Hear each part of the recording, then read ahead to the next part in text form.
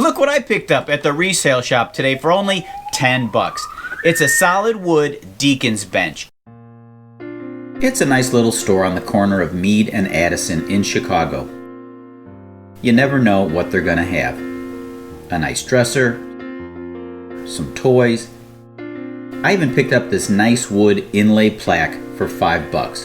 Looks like a future project to me. Now, back to the Deacon's bench. It's unfinished and unassembled. From what I can read on the box, it looks like a high quality piece of furniture made from red alder wood. My plan is to build this while giving you some assembly and finishing tips along the way.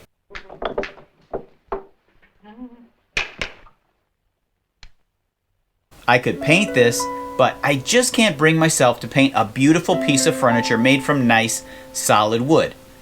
Maybe someday, but today's not that day. Welcome to Alley Picked.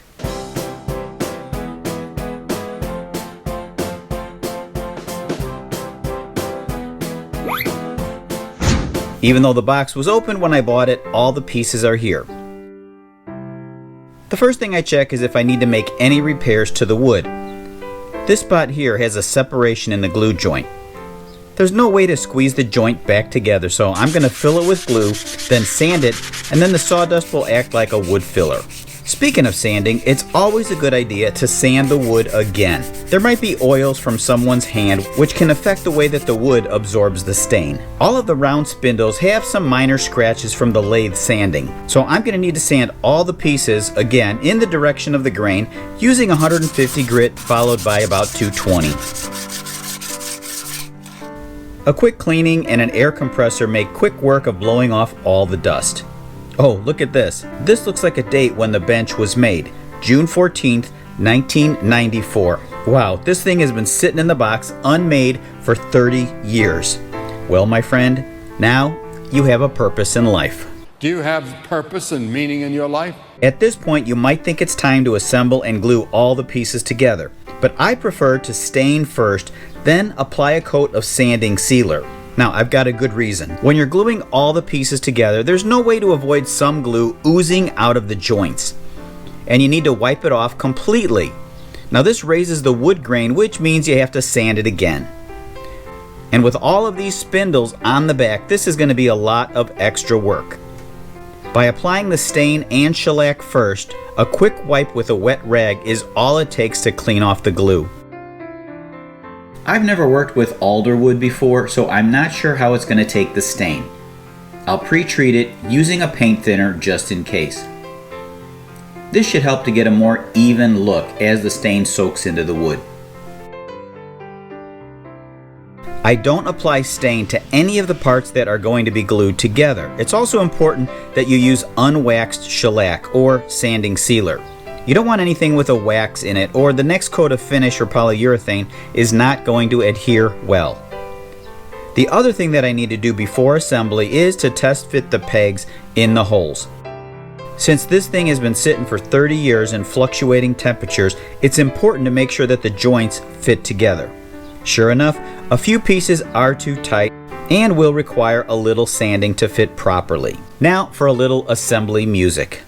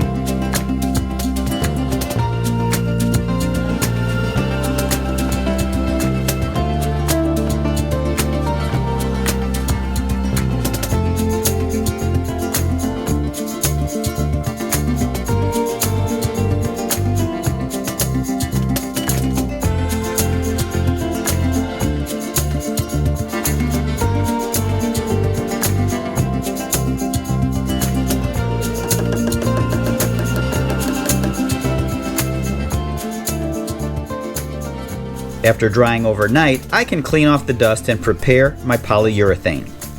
Sometimes after sitting for a while, the poly can get skinned over and become thicker. I'll strain it, then add a bit of paint thinner to it.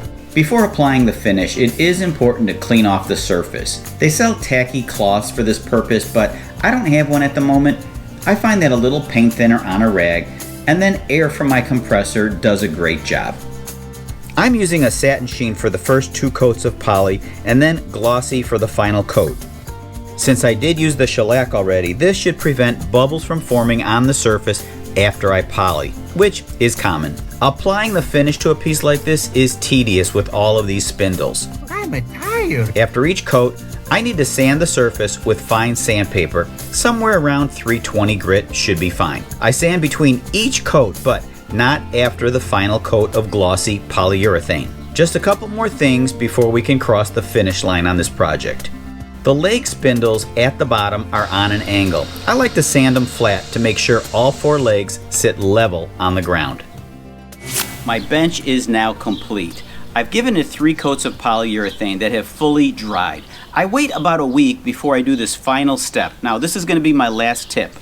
Often what I've done in the past was take some sandpaper, use the back side, the paper side, and rub it all over the surface. That way I get a pretty smooth finish. But I found something that works even better, and that's a magic eraser. Let me show you. A magic eraser is not really a sponge, although it feels like one. It's made from melamine resin. It acts like a super fine sandpaper. It leaves the wood finish really smooth and clean.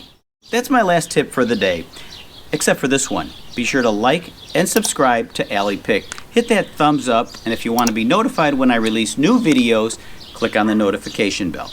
I'm Tom. This is Allie Picked, and thanks for watching.